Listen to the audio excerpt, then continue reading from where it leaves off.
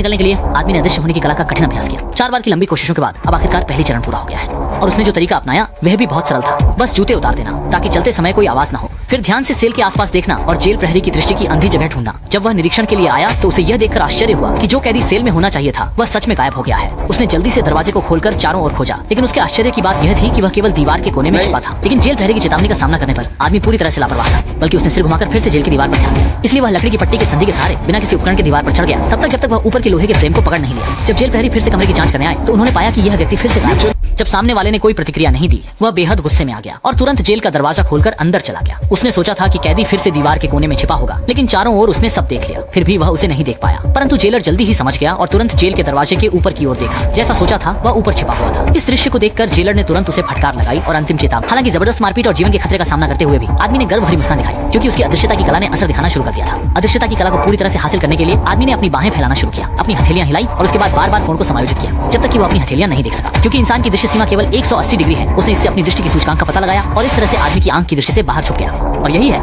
अदृश्यता कला का अभ्यास करने की कुंजी। बस जेल के गार्ड के पीछे बिना आवाज के छुपे रहे और फिर उनके 180 डिग्री के दृष्टि क्षेत्र से बचे। इस तरह से किसी अर्थ में अदृश्यता हासिल कर सकते हैं। न केवल ये कर सकते हैं, दिनों तक लगातार अभ्यास करने के बाद आदमी ने अपनी इन शंशों में महारत हासिल कर ली। प्रहरी जांच के लिए आया, उसने पाया कि यह शख्स फिर से छुपने का खेल खेल रहा था। लेकिन जब वह गुस्से में अंदर आया तो उसने देखा कि सेल में केवल एक कपड़ा पड़ा है। तब उसने चारों ओर देखा और पाया कि कैदी नीचे नहीं झूल रहा था। वह फिर से दीवार की तरफ देखती है, लेकिन परिणाम वही है, वह आदमी कहीं नजर नहीं आता, जबकि उसे पता नहीं होता कि वह आदमी उसके ठीक पीछे है। वह इसी तरह से जेलर के कदमों और हरकतों की नकल करता है। वह जो भी करता वह भी वही करता और यह देखकर जेलर डरने लगा। उसे स्पष्ट रूप से लग रहा था कि आदमी आसपास है, लेकिन उसे खोज नहीं पा रहा था। लेकिन जेलर ने जल्दी ही कुछ गड़बड़ी महसूस की। जमीन पर अचानक एक परछाई दिखाई दी जो स्पष्ट रूप से उस आदमी की थी। आदमी की तिरस्कार भरी हंसी देखकर जेलर गुस्से में तुरंत डंडा चला दिया।